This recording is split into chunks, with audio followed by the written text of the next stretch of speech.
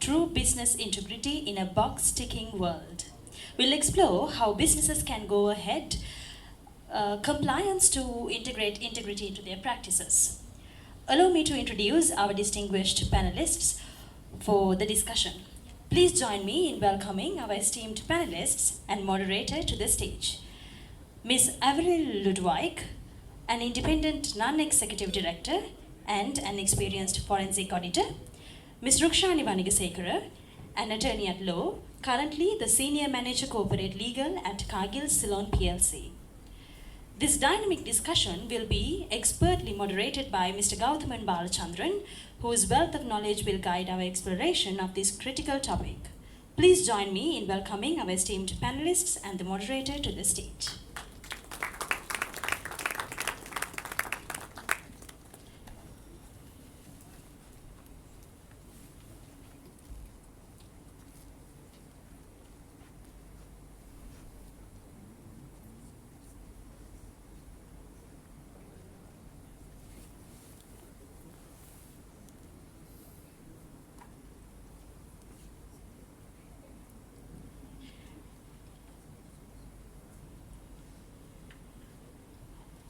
Guiding us through this engaging discussion is our moderator, Mr. Gauthaman Balachandran.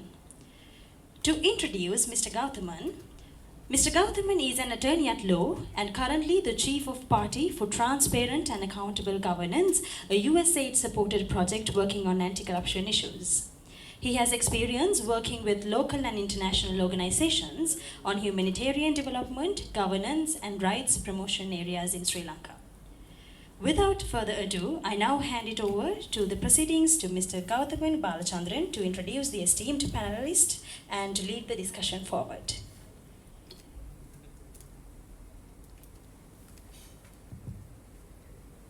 Thank you very much. Good evening, everyone, and welcome to the two panelists. I have with me today Ms. Avril Ludwig. She is the fellow of the Institute of Chartered Accountants of Sri Lanka and the Chartered Institute of Management Accountants, both CIMA as well, with over 26 years at Ernst & Young, including 11 as partner. She now serves as an independent non-executive director at Ceylon Bank, Selenco Insurance, and Bugala Graphite. She has significant experience in forensic auditing and integrity services, leading investigations, compliance, and fraud prevention efforts. She has also been a lead audit partner for various companies and has conducted numerous seminars and training programs on forensic auditing and corporate compliance. We are really happy to have you.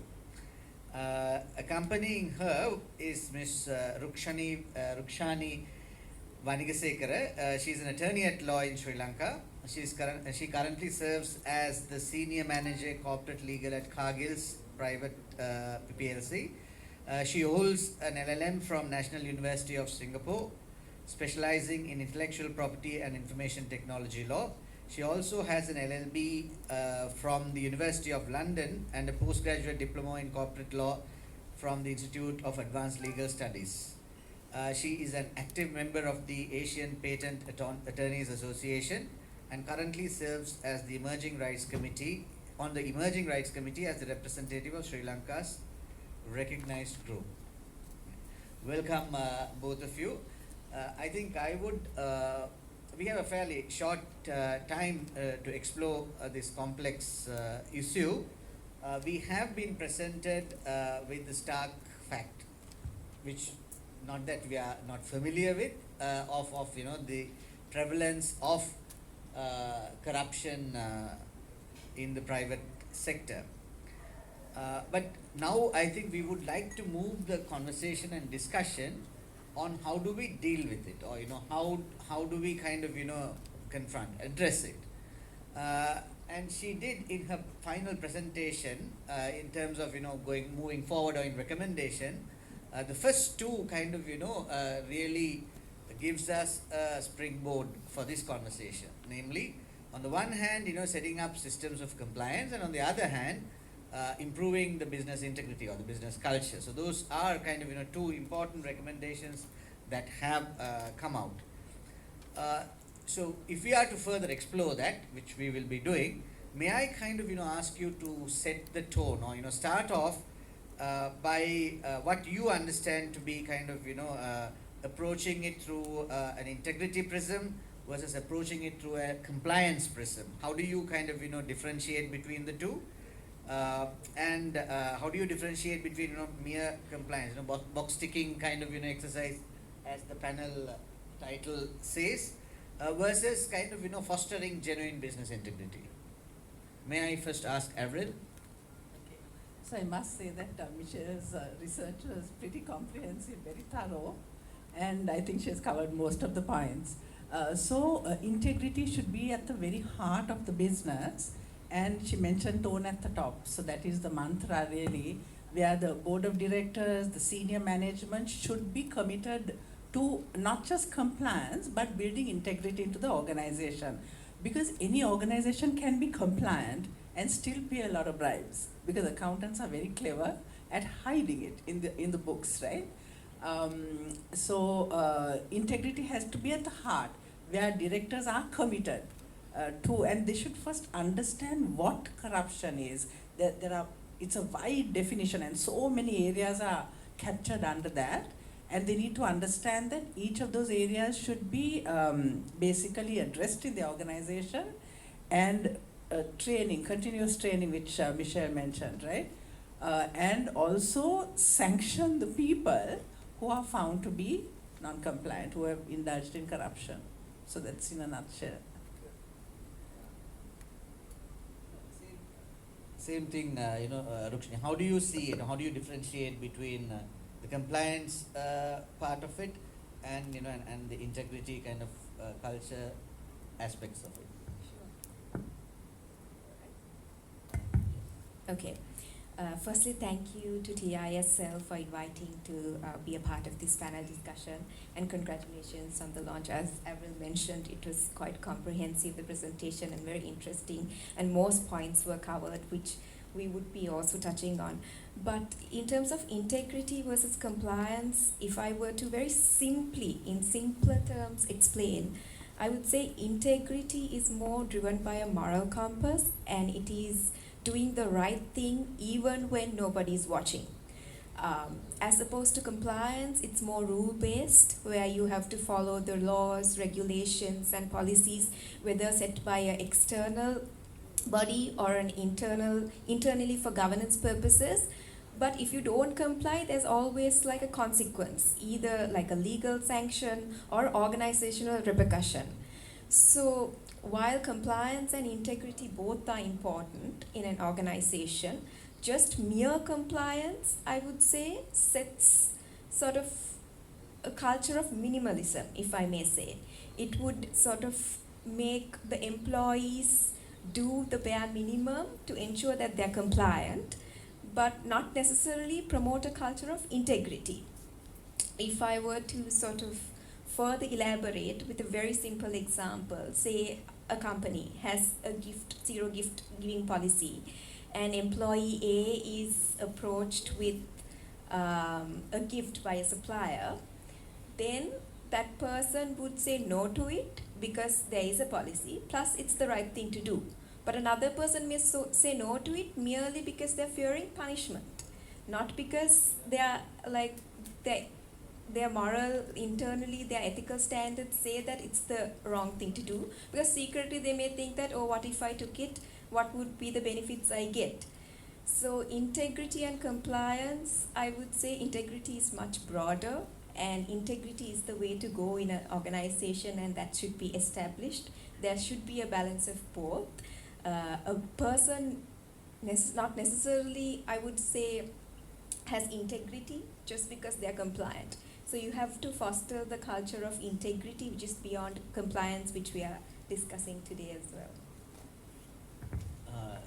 Certainly, I think we do agree, or I don't think there is any disagreement per se in terms of the importance of both rules, regulations, and and ensuring compliance, and then also having a culture of integrity. That's kind of that both have to be in place is not in question. But the issue at hand, though, is how do you promote? How do you use these in order to address the core issue of corruption and bribery? What role does each play, and how do you kind of ensure that each reinforce each other, and how are we going to kind of do that? So to take that aspect a little further, may I kind of ask you, because you've been doing a lot of forensic audit, it says, so as an expert on forensic audit, experience across various sectors, how do you think the compliance processes and the rules based kind of frameworks, and subsequently kind of looking at it and then sanctioning, how does it help maintain integrity within so how do you get compliance to help in your integrity space? And what have you observed in terms of examples? You've done in a number of may not be disclosing names, but what have you kind of found out to be good practice? What has been your experience over the several years, if you can share with us? Yeah. Okay, so many of the audits we did were on behalf of multinationals who are scoped under the US Foreign Corrupt Practices Act and the UK Bribery Act. So they just absolutely had to be compliant, because otherwise they could either lose their license, or particularly if they were a subsidiary or an associate or a dealer, they had some connection with multinationals which was scoped under those acts. So they were compliant, and there were regular audits which we had to conduct. We looked at particular areas. For instance, bribes could be channeled through advertising campaigns, through travel agencies, through dealers and distributors. So there are ways in which these are channeled. Overpriced government contracts. You overprice a contract, the money is paid by the government, and then out it goes in some other manner. So particular areas were looked at from the compliance point of view, and they either passed or failed. But I have found that what really works is good training programs for the staff, continuous training, so that the staff are told very clearly what is good behavior and what is bad, right? And what fraud is. So training is not only on bribery and corruption, but fraud also. And a good whistleblower mechanism. So companies that had a very robust mechanism, I have found that employees actually speak up and they report fraud, right? And that helps to protect the organization. You're able to deal with it as soon as it's discovered and take action. So the tone at the top policies are fine. So you might find that about maybe only about 40% of the companies that have good policies, where the employees are aware of the policies, okay? So there has to be continuous training. And I always advocate training which is not just classroom training, but little videos. I have seen some super ones on TikTok, right? It gives the message in just, in a minute, you get the message. So send those out to your employees and encourage reporting. Some companies are very scared about employees, reporting through the hotline. But in the long run, that really protects the organization. So those are just two measures that I found are very effective. Thank you very much. Rukshini, I think, Avril started off with the two kind of, countries, right? The US and the UK, and people working in foreign companies, and that kind of, sets a slight tone. But then that's more of a compliance issue, right? If you're working for those companies with contracts, so either a subsidiary or kind of, having relationship, then, you have to follow them. And that then sets in motion a set of processes which kind of, lifts the game up.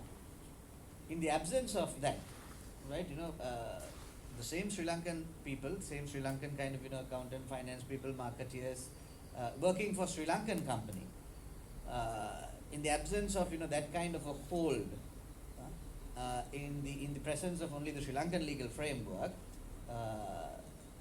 which probably does not have as much teeth on business kind of, day-to-day business relations as the two she had mentioned, how do you then kind of, foster integrity? How do you kind of, get an integrity system going in order to in order to kind of meet the same standard as someone who is working in a company which is servicing US and UK clients.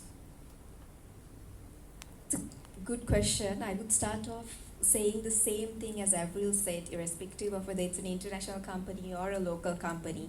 I would think that the leadership of the company, starting from the board and then the executive management to the key personnel and going right to the shop floor to the junior most employees, the rest of the team members, that tone has to be set at the leadership level. That commitment should come from there. Then it cascades down. So that's very, very important and vital.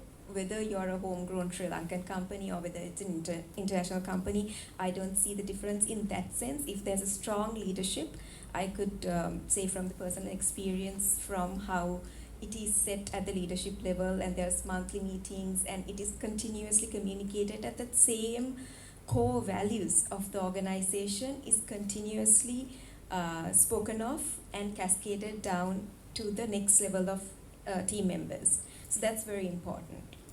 And as I mentioned, the values need to be very clear as well. Now, what is integrity? Can one may question. It could be doing the right thing, but what is the right thing? So she also mentioned that there needs to be a lot of training and communication, educating the employees and the team members, saying that this is it.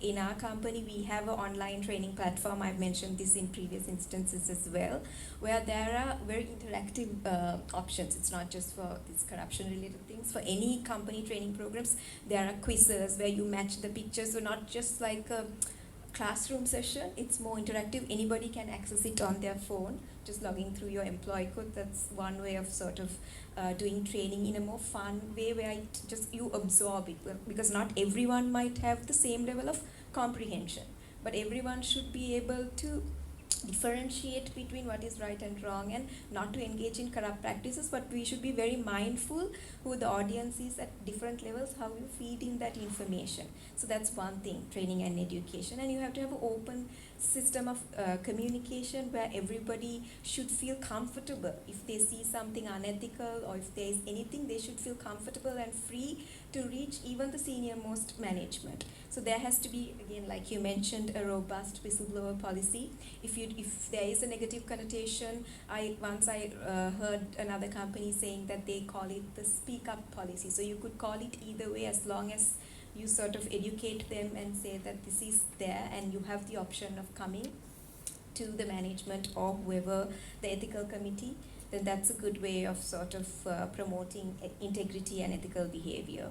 Then I would also say that if someone demonstrates an act of integrity, you have to recognize it, and it could be brought about in performance evaluations and not just meeting your KPIs and sales targets or profit-oriented things. Michelle also touched on it, that I think you should sort of evaluate them and recognize them, which encourages other employees also to see that, okay, the company is recognizing it and giving it value.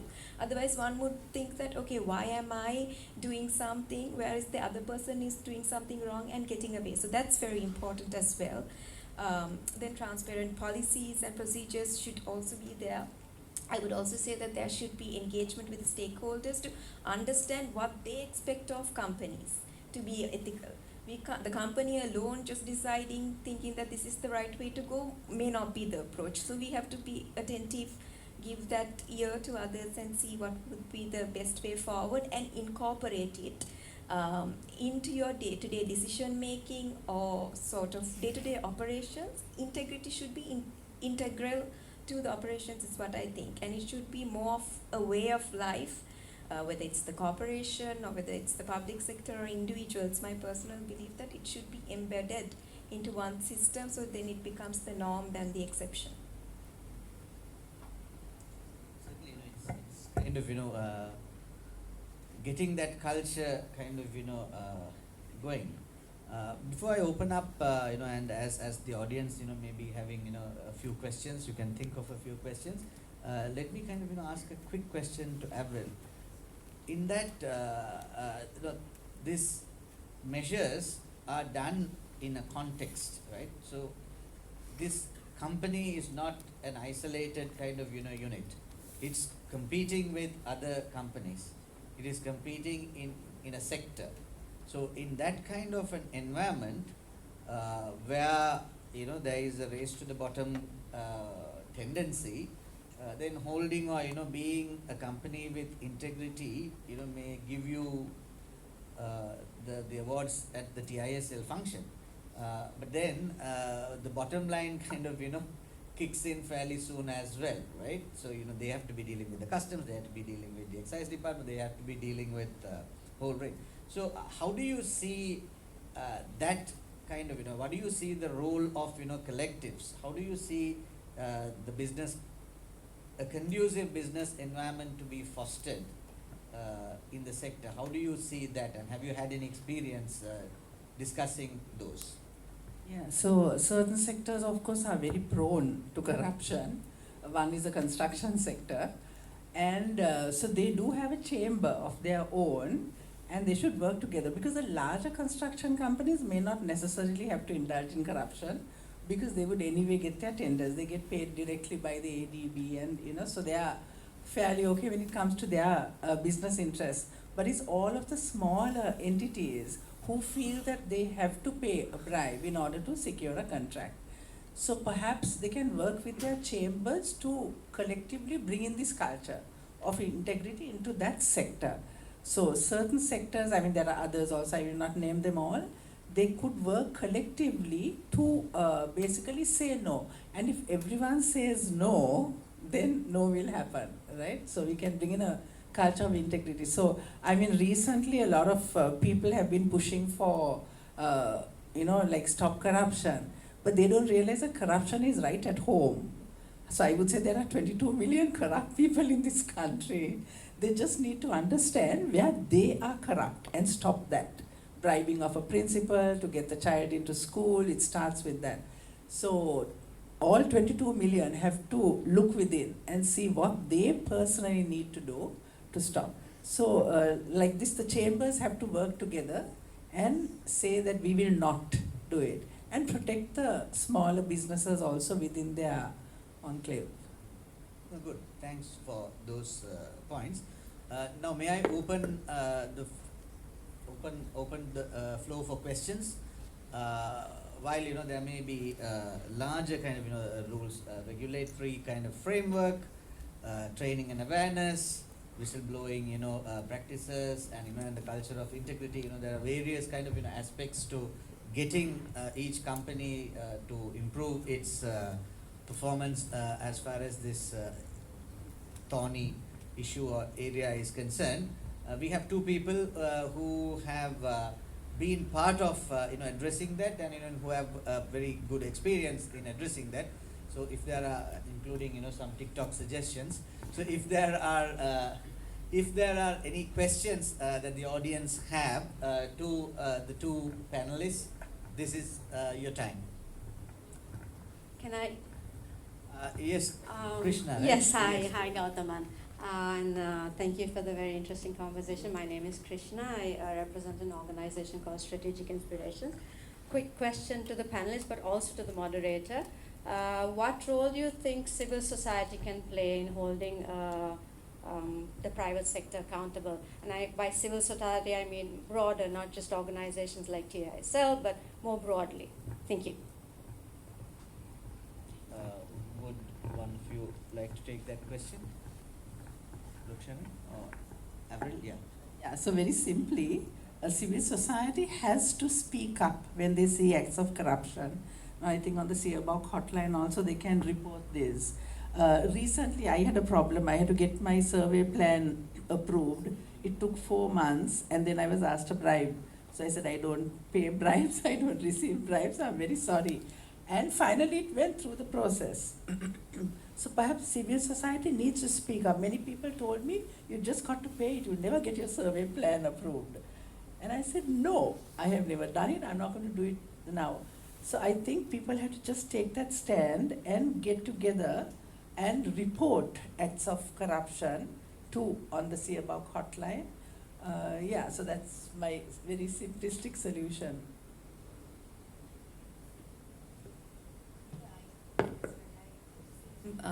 sentiments. That's what Avril says, that you have to speak up. And I think your question was also like, what would you do for the against the private sector, if I'm not mistaken? Whole private.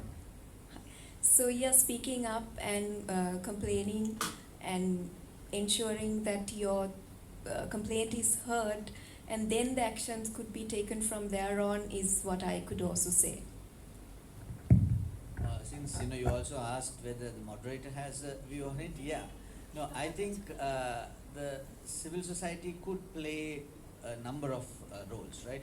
And I think the exercise today that TISL is doing, in terms of doing some research and putting it out there, and having a conversation around it and raising awareness, that's a very important part. And then in corruption, particularly on the public sector corruption, which we are very preoccupied with, the supply side is very often the private sector. So if you are kind of being genuine about, and if the civil society kind of pursues that to its logical conclusion, keeps and ensures that it moves to prosecution at the prosecution level, then that puts a pressure not only on the public authorities concerned, but it also then percolates to pressure on the private sector. So I think I would take on from what Avril said. The country, as a country, will have to make certain decisions, right? There are certain turning points, which happen, and every other country, be it US, be it China, be it, everyone has kind of, come through this, this gilded kind of, age type of scenario. So we are in that kind of a moment. So it is civil society's role in being able to do that, in being able to kind of, take leadership and, voice out and hold the rulers accountable, and by way of doing that, ensure that the private sector also is held accountable. But that's all in terms of things that had happened, and on the prosecutorial or the fact side of things. But civil society, I believe, also has a big role in the preventive side, in terms of raising awareness, in terms of taking the messages to the schools, to kind of the universities, and and ensuring that the next generation that is coming up comes up with a better awareness, and as she pointed out, a moral compass, which is much more clearly pointed in terms of this particular issue. Yeah, just to add to that, I think you made a very interesting point. In fact, this is something I also personally believe in, that the change makers are the children who are going to be the future leaders and the professionals. So integrity, the subject we are talking about, should be started at a very young age as well. So then it automatically, when they grow up and become professionals, it's instilled and embedded in them, and hopefully we can hope for a corruption-free society and work. So it should be encouraged at that very young age as well. Yeah, certainly. Any other questions? Yes. My name is Dennis Western from USAID here in Sri Lanka. I just want to extend my thanks to the entire panel for your comments here today. I've actually worked in quite a few countries, always seeing issues of corruption, and they also tend to be exactly the same issues, country to country, regardless. And one of the key aspects is that it's very difficult to separate any one piece of the problem from others. And something I had not seen here today, you've kind of alluded to a little bit, but is the justice system.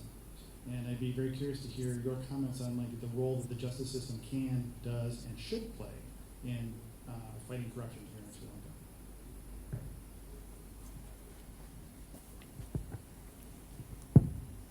One of you want to take the call? This is the role of the justice system in addressing corruption. I'm actually not competent to comment on that.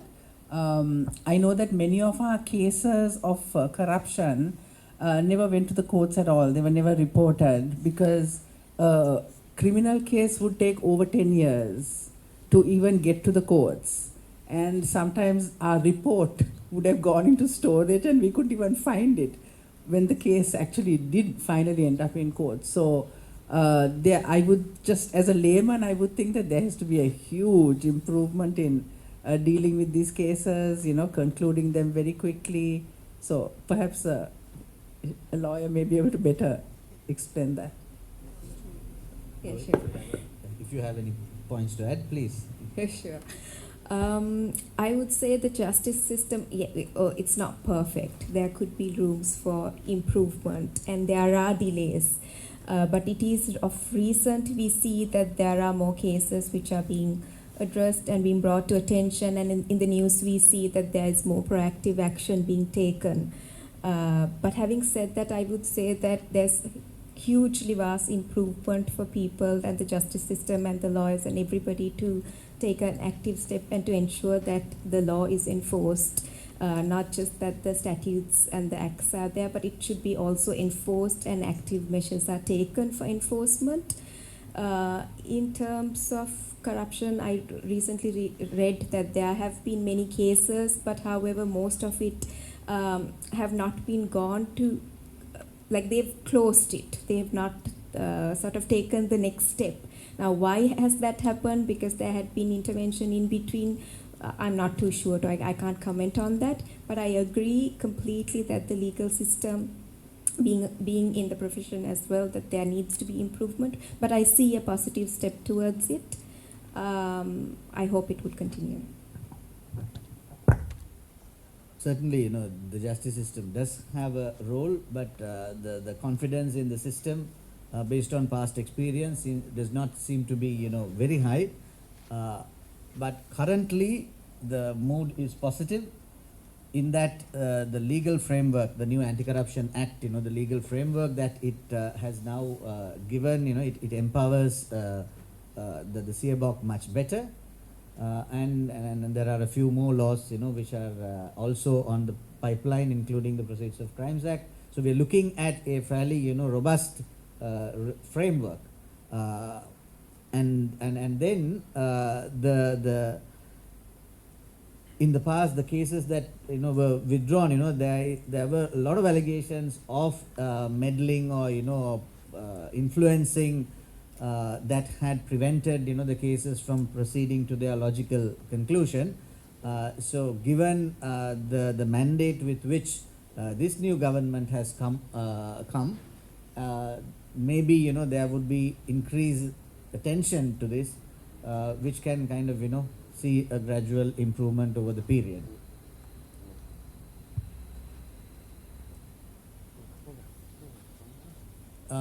Yeah, so may I take one final question from the gentleman over there?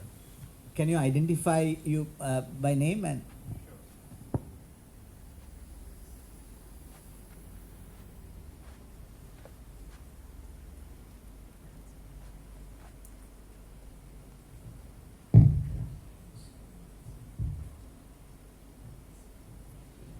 Thank you.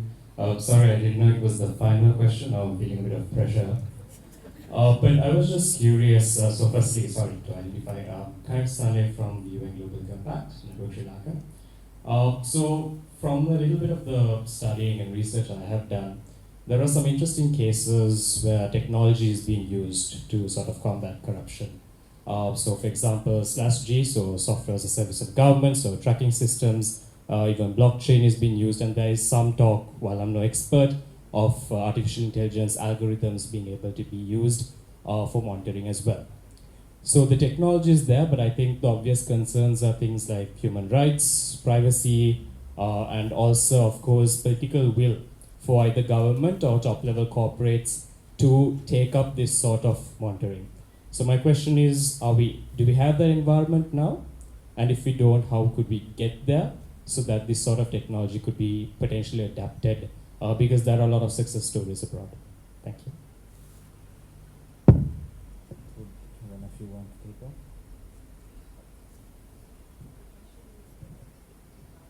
Yeah. Yes. Understood your question right, very simply. Please correct me if I'm wrong. You're saying that there are technological advances and there are different platforms and monitoring mechanisms.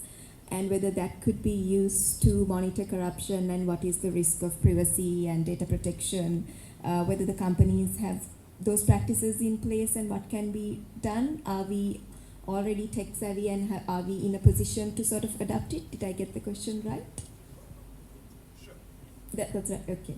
So I would say yes, technology, AI, ChatGPT, and all these kind of things are the current topics we are talking about. And yes, companies do continuously look at monitoring mechanisms.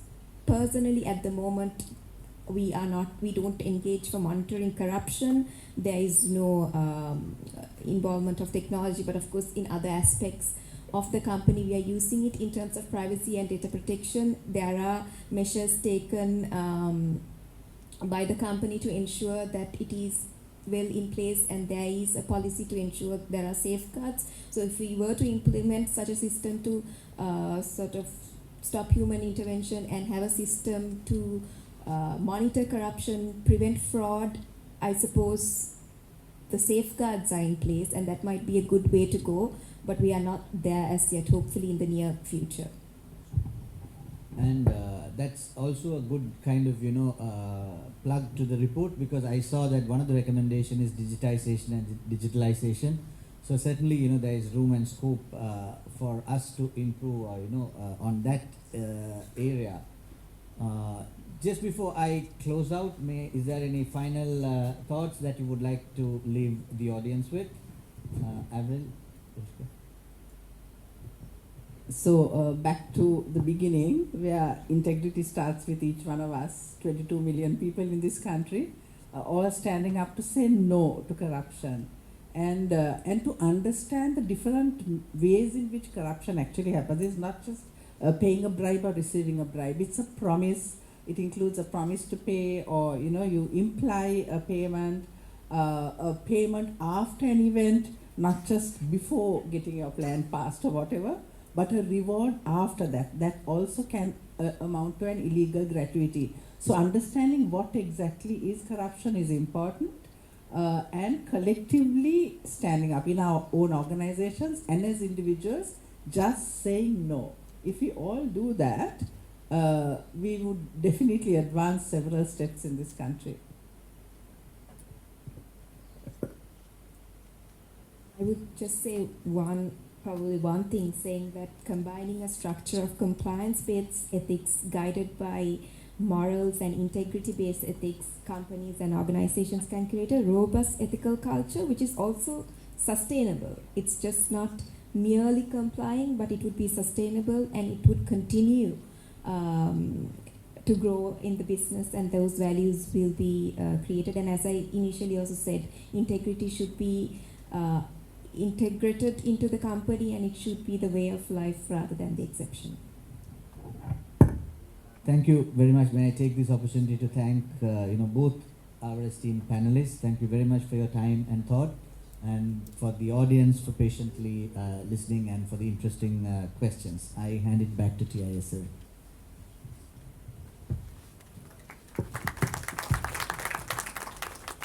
Thank you. I would like to ask the distinguished panelists to remain on the stage for a moment. Thank you for those wonderful insights, actually. It's always fascinating to hear and see things from a different perspective when it comes to corruption. And your contributions have certainly enriched today's discussion. Thank you.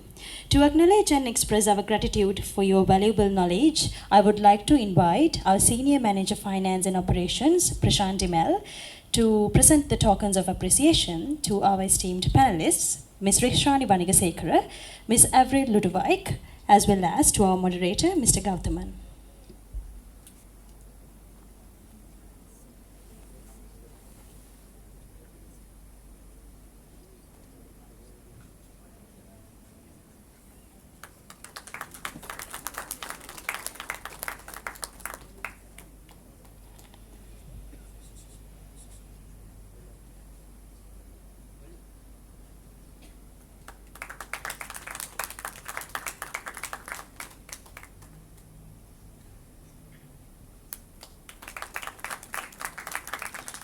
May I ask you all to take a quick photograph as well?